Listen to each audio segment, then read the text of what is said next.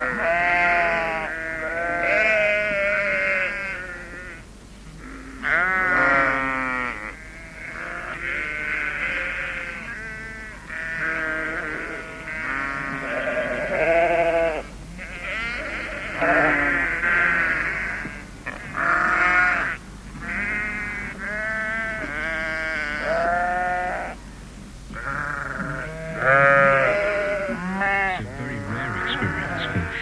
member of the Pink Floyd to give a radio interview.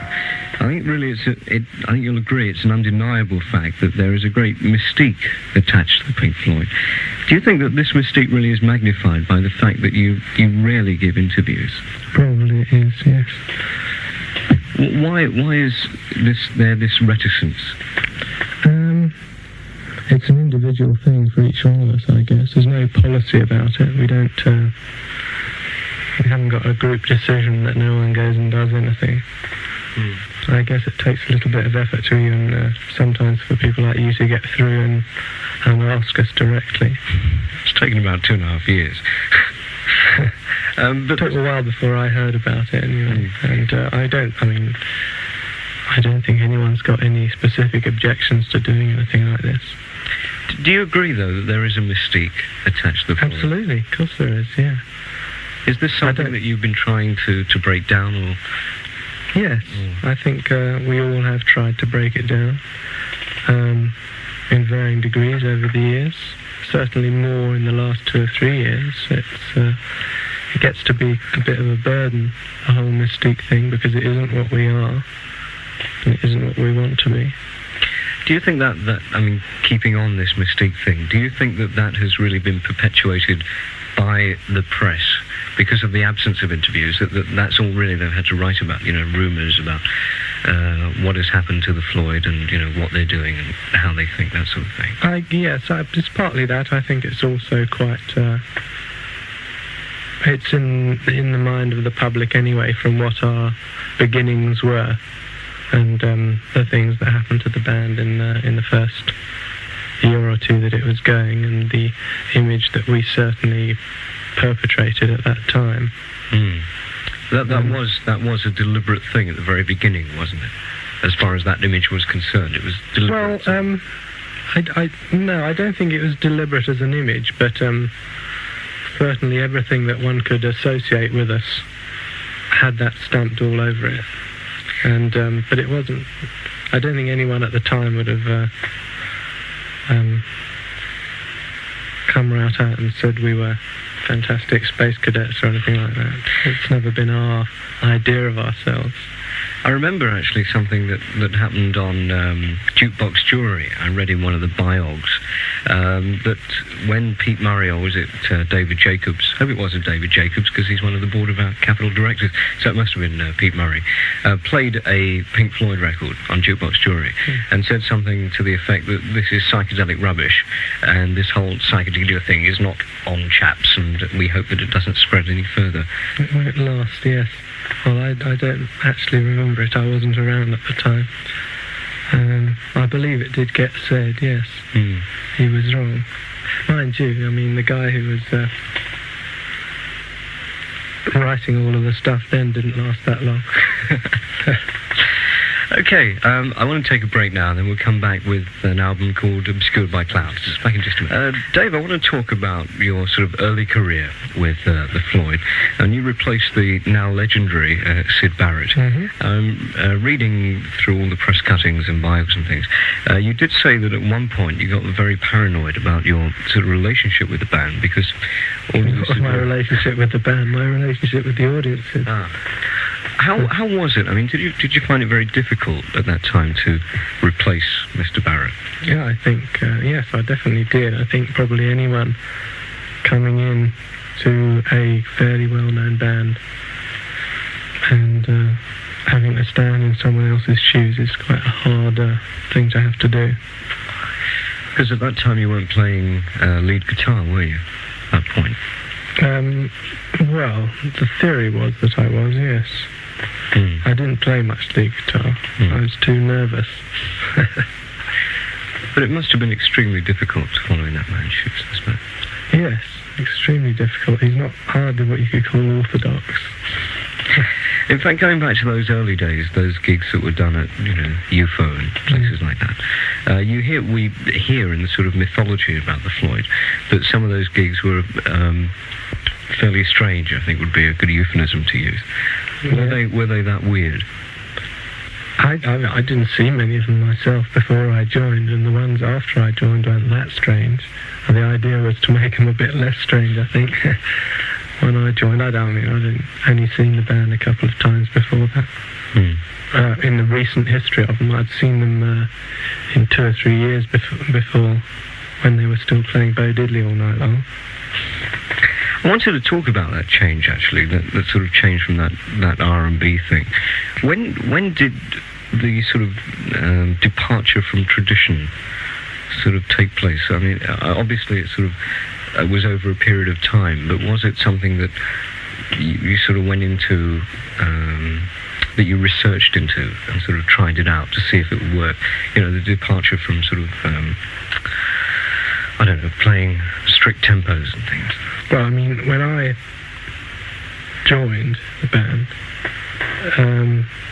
they already had that tradition, and more or less when I'd seen them 2 or 3 years before, they didn't. And the period in between, when I wasn't around, I was abroad somewhere, that I don't know what happened in that period. I wasn't around. Right. I think, but that departure from tradition. I mean, the band has always sort of been described as being very insular in their sort of musical policy. You don't really sort of follow what is happening, in the rock business per se, what other bands are doing. Was that insular feeling sort of there from when you joined at the very beginning? I think it's probably a little less then. Certainly at that time, we did go out and play on bills with hundreds of other bands all the time. And we were quite chatty with all sorts of people in all sorts of other bands and things. I think we've probably grown more insular, but I think people probably do anyway. It's just a fact of your life. We were talking earlier about Syd Barrett's demise, and I want to talk about the Shine On You Crazy Diamond track a little later. But the idea of Dark Side of the Moon, that was really one of the most phenomenal albums that, in success terms, that you have ever done. The obvious question to that is, when you sort of finished it and it was all sort of pressed up and mastered, did you actually think that it would be in the charts? It's still in the charts even now. Did you think it would be that successful? No, not myself. I thought it would do better than anything we'd done before. I thought it was better overall than anything we'd done before. I thought it was more likely to sell more, but the difference between that and the others was fairly large. Because the whole sort of concept of Dark Side of the Moon, I mean, people have been reading things into it ever since the thing came out. I suppose the dark side relates to insanity. Yeah, I guess so. Fine. It's down to Roger to really explain all that sort of stuff. The music business, as it is. And I was talking to you about the terrific pressures that a band such as the Floyd must have upon them. How do you actually cushion yourself from these pressures, from the sort of record company moguls and other people that you must come into contact with? They're all jolly decent about it, actually. And they don't... They're all laughing in the control room. No, it's not that tough on us. We've laid it all on the line, I think, fairly early on, about what we want to do and be in relation to them. And we want them to market the records and sell them and do all the stuff that they do, but they don't... I think they've learned long ago not to pressurise us into producing more product, in inverted commas, and all that sort of stuff. You are very lucky, though, to be in that position. There are very, very few bands that can actually dictate that sort of thing. That's completely true. Yes, we are very lucky. We have always done it like that, and I guess we were lucky to be able to hit it off and be able to maintain that position of power from the beginning. I mean, it is an impossibility for most bands. Talking about Dark Side, going back to that actually, I mean that came out in 1973, so see briefly looking at the label. Do you ever listen to any of your product? I mean, like 3 years on rather. You're not supposed to call it product. No, yes, it's an occupational hazard. I mean, do you actually listen to your records? I mean, 3 years on, what do you think of that now? It sounded pretty good, actually. I haven't listened to it for an awfully long time. I haven't listened to any of these tracks that you're playing for an awfully long time. Every 2 or 3 years, I dig one out and have a playthrough and think, oh, well, some bits are good, some bits are pretty poor. And, I mean, I haven't listened to Wish You Were Here since it came out, I don't think. Welcome to the machine. Now you've heard it, Dave. What do you think? So far, so good. Actually, that's one of my favourite tracks, I must admit, from Mine too. Next to Have a Cigar, with Roy Harper on vocal. I add very quickly. Very complex images in that tune. Extremely complex. It's quite good, yes. I haven't listened to that for a while. One of the questions that obviously pops up about the Floyd is that I suppose unlike most bands where a recording studio is a means to an end, you know, just to get it on tape and do that, it would appear that as far as the Floyd are concerned, the studio becomes part of the art form with all of the things that you tend to do with the studio. Would you say that is a sort of correct assumption? Yeah, absolutely. I really don't believe in the ethic of just putting down the music as you play it on stage with an electric guitar and amplifiers. I mean, the difference, drawing a line between electric guitars and amplifiers, which is already quite complicated science and technology, and the difference between a recording studio is very minimal. I think you should use whatever facilities you have there to their limit. We never sort of try and restrict pieces of music down to things that we think we'll be able to play on stage. We do it the other way around. We do the music first and worry about being able to reproduce it afterwards. We generally find a way of doing it. One of the things that has been levelled against bands such as yourself who use the studio as a sort of extension of the art form is that in some way... They don't learn at the Beatles. In some way that, yeah, but in some way the bands sort of today that use that technique, if you like, the criticism is that they are in some way contrived. And that is something that has been levelled against the Floyd.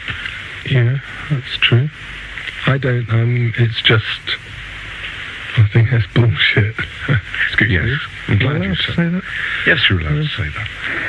As I was saying during that record, I think that is the definitive Pink Floyd track. One of these days. Right on. You were saying actually while we were sort of talking before we came on the air in the record library that album Metal and Echoes on the other side of that is the thing that you sort of your definitive Pink Floyd track. Why is it that Echoes is sort of special to you? It's in the music. We have various, I guess we attach various differing amounts of importance to different things in what we do. And certainly for myself and for Rick, the most important thing, I'm not saying it's the only important thing, but the most important thing for me is the actual music as it goes down, and I think Echoes is, and one of these days, are some of the best examples. I think maybe Roger's and Nick's priorities are slightly higher on the idea behind the whole thing and the wording. And I mean, I'm well into all of it. But my actual priority of what I think I want to be really good is the music. You were also saying that during that one of these days that the low bass sound that we heard, sort of travelling between the left and the right, if you're lucky enough to have stereo, I always thought that was a Moog, and was always convinced that was a Moog synthesizer. No, bass guitar. And then you said through echo and all sorts of other things. And then you said, which is something that really got me, that the first time that you used a synthesizer was on Dark Side of the Moon. Yes, I think that's true, yeah. We used one a tiny bit on Obscured by Clouds, but I can't remember whether that came before or after Dark Side of the Moon. Before. Was it? We used one a tiny bit on that, but hardly at all. We certainly didn't use it on any albums before that. We're a bit late coming to synthesizers. Tough Strange luck. that may seem. Tough luck, Mr. Moon. It took us ages to work out how to make one play different notes instead of just one note at a time, tuned up. It took ages to learn that. And the first call coming up tonight, I believe, is from Mike. Is it? Yes, good evening. Good evening, Mike. How are you? Oh, very well, thank you. Good. Well, David's sitting over there, so Good evening. please fire away. Yes, I was going to ask you, Dave, was Wish You Were Here deliberately put together to be, let's say, less commercial than Dark Side, more the real Floyd? Well, you see, we never started off trying to make Dark Side of the Moon specifically as a commercial thing. Right, it tended to develop as that, even though it may not have been intended. I mean, we always wanted it to sell a lot of records, but you can't forecast that sort of commercialism. It wasn't an attempt on our part to pander to the public and make it more commercially acceptable. Right, and by that reasoning, the Wish You Were Here was the same process. There was no deliberate attempt to make it less or more commercial. So you would say it was the buying public and the fans, so to speak, that made it commercial rather than yourself? Oh, no, we made it commercial, but it wasn't... deliberate? Yes, it was deliberate. I mean, we did want to make it commercial. It's... the process wasn't any different for either of them. I mean, there's no magic formula we can produce to turn out stuff that we know people are going to buy. We just play it by ear, whatever we think is the right thing at the right time. We don't sit around thinking about what's going to sell at all. We just sit in the studio and do whatever comes. With that in mind, why were the two tracks, You've Got to Be Crazy, Raving and Drooling, left off the album that were played at the live concerts previously? We did have all sorts of long discussions about this very subject. I actually would have preferred to have put one of those at least on the Wish You Were Here album with Just Shine On, without the stuff that we actually put on in the middle. It was a refreshing change, mind you, for it to happen. Yeah. It was. It's all a matter of what we decide en masse, all four of us, and I got outvoted on that particular thing. I'm sure it'll be appearing in the future, perhaps. Well, we're having a crack at it right at the moment, actually. Good. When Roger gets back from skiing. Skiing. All right. Mike, thank you very much indeed for calling. Thank you. Answered the question. Yes, it's very good. Cheers. Good night. Good night. That change still makes my eyes water. From Have a Cigar, Roy Harper on lead vocal, the Floyd from Wish You Were Here, and that was Have a Cigar. We were talking about that classic line in it, oh, by the way, which one's pink? I mean, the whole song is obviously a satirical look at the business, the rock business as such. And you were saying that is actually a line. I mean, I thought it was just a jokey. Well, we always look on it as a joke, of course, but it used to be a fairly common line that used to get asked of us by interviewers and Joe Public. Quite commonly, not so much recently, of course. I guess they know. Pink? Yeah, they really used to ask it. Yeah, I mean, we've been discussing over the last hour and a half or thereabouts the type of songs that the band put out, and mostly they're about sort of people's brains, what goes on in them or what doesn't. What else is there? The sort of music business, but you rarely talk about love. Oh, I think you could find a few if you looked for them. You've played one that's just about love tonight already. And the one on Obscured by Clouds, it seems to me that was all about love. Mind you, you'd have to ask Rog. If you wrote it. I mean, Pure Love is rarely featured. Well, it's rarely focused on by a lot of people, but there are quite a few. I'm not. Yeah, there are quite a few if you look for them. Well, they're not obvious. No. There are no obvious sort of love or songs. Well, they're the ones that people look upon, I guess, and we do as well sometimes as kind of throwaway things that are there on certainly on the ones that you call the definitive tracks. None of those are in that sort of a vein, but a lot of the other tracks on some of the soundtrack albums and some of the other albums, when there's one or two songs stuck on there that maybe tended to get thought about a little less as we did them. No, I don't really mean that. I mean, we had huge arguments about exactly what to do on some of those albums, and some of us thought we should just put some songs on because that was part of what we were about, and some of us thought we should turn the whole thing into one subject concept for the whole album, and that's the way they worked out. We did it like that. I don't know to this day whether it's the right thing to do or the wrong thing. Roger certainly has got a bit of an obsession with making the whole album into a one subject deal, into what you might call a concept album, if you're so inclined. I suppose you hate the word concept. I mean, there's no... Well, it's a bit jaded, isn't it? Yeah, a bit on that. And I believe Mina is on the line. I hope I pronounced your name right. My name's Nina. Mina? Yes. Oh, right. And this is Nikki and David? Right. I'm Nikki, him David. I'm on vacation here from New York, and I saw your concert in New Jersey, Roosevelt Stadium. Afterwards, I went out and bought your album, Wish You Were Here, and, you know, you completely dumbfounded me with your illustrations on it. Could you tell me if they signify anything, or, you know, could you expand on it a little? We have some friends who do all that stuff, the album covers, and we work with them, and we sit and discuss ideas that they come up with, and we reject some, and we accept some, obviously. And the whole album is about, as the title suggests, Wish You Were Here, and someone isn't, some form of absence, and in all the pictures, all the illustrations on the cover, there is some form of absence.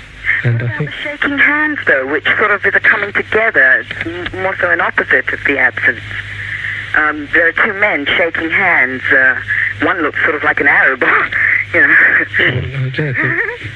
You said that, I suppose. You know, they're sort of shaking hands, which to me symbolize some kind of worldwide friendship or something. Yeah, well. Maybe I'm just getting a bit too heavy about, you know, a couple of pictures. There's a lot of stuff in it that I don't even know about, to do with the people who do this sort of stuff. But mostly all the pictures have got something that's absent to do with those pictures, and that's what they're, I believe, supposed to signify. So, for instance, the illustrative part of, you know, recording and music, you really don't get involved in? I mean, you just go out there and play your music and record it? You don't get involved in all the technicalities of, you know... Yes, we do. We do get involved in them, and we do sit and discuss them, and on some of the albums we have actually come up with the ideas ourselves. But we have got other people whose ideas we like and respect a lot, who do work towards making stuff that they think is suitable and is relevant to our music. And if we agree with that, then we go along with it. Yeah, it's cool. Mina, thank you very much indeed for calling, love. Thanks a lot, then. Cheers. Bye-bye. Good night. That's the Sutherland Brothers and Quiver from their album called Reach for the Sky, and that was Love on the Moon. You produced the B-side of current single. Latest waxing, yes. Yes, latest waxing. Right. I'd like to take at least 3 or 4 more telephone calls from you before we finish up the programme, head towards Tony.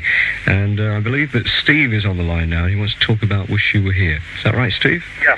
Okay, good evening. Just before Wish You Were Here came out, there were some good reviews on it, but a few of them were saying, well, in a nutshell, they were saying that you've run out of ideas, you were finished, you've had your time, and you're on the decline. What did you think about that? Well, quite frankly, all criticism hurts. Yeah. But not so much as we're liable to give up. I guess they're entitled to their opinion. I don't know. I don't think we've run out of ideas. I think we've got a long run in front of us. So you think, But you never know. You never know, do you? I mean, so you think you're okay for a good few more years? well, I've got plenty of ideas, and I'm sure all the others have got plenty of ideas. So it's a matter of whether they're good ones or not. That's all down to people's personal taste, I guess. Steve, can I just come in here and ask what you personally thought of Wish You Were Here?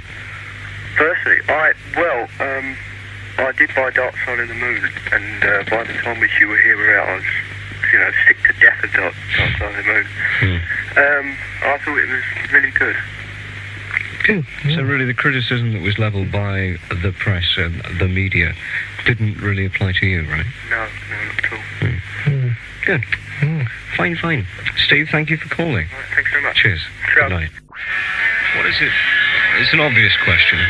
Production or musicianship? I mean, production obviously is a totally different environment to actually sitting in a studio, standing in a studio and strumming away as your lead guitar.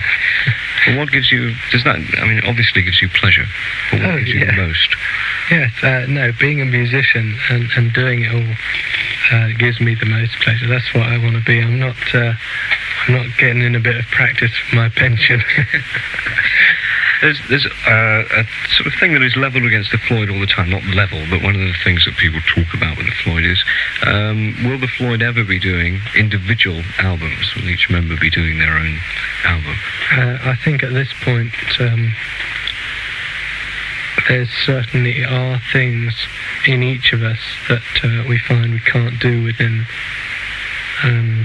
the Pink Floyd setup. And I think probably all of us, most of us, at least will at some point do solo albums because we'll feel that we have to. I'm certain about Roger, and I'm certain about myself that at some point we will do something on our own, because and with any 4 people, there are going to be compromises and restrictions on what you do. And while that is fine in most instances, there are sometimes going to be, and in the end there will be things that you need to do without compromise with other people. So certainly I think at one point that will have to happen, yes. Okay, let's come back with another call from Chris in just a minute. Chris. Good evening, Nicky. Hello, good evening. Hi, nice to speak to you. Hope you're having a good show up there. It certainly sounds very good on this end. It's quite fun. It's fun up here as well. Great. The thing I wanted to ask Dave was actually, Nicky, the Floyd has never left England, or as far as I know, through tax reasons of this country. This is true. Yeah, is this because lack of money, or is they earning too much? Neither.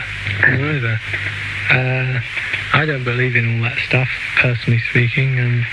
I mean, I'm quite happy to have a bit of a gripe about the tax man at times, but everyone has to pay it, and no different for anyone. I think anyone can manage quite all right if they want to.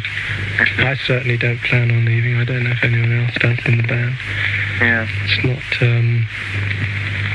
I live in England. I plan to continue doing that. And fair dues to the taxman, I say. Do all the others of the band actually, Dave? Do they all live in England as well? They all do, yes, all of them. And they all hope to stay for, I didn't say that. I certainly hope to stay. I'm not going anywhere. You'd have to ask each of them if you wanted to really find out the truth about that all the way down the line. Yeah. Okay, Chris. Right, lovely. Thank you for calling in. Thanks very much, Nicky. Cheers, mate. Good night. Good night. Good night. Steve. Thank you very much. It has been magnificent this evening. Really have enjoyed it. Hope you have as well. Okay, yeah, fine. And I shall look forward to that live set that you'll possibly be doing in November. Okay, thank you. Thanks again. And we play out tonight and go into Tony.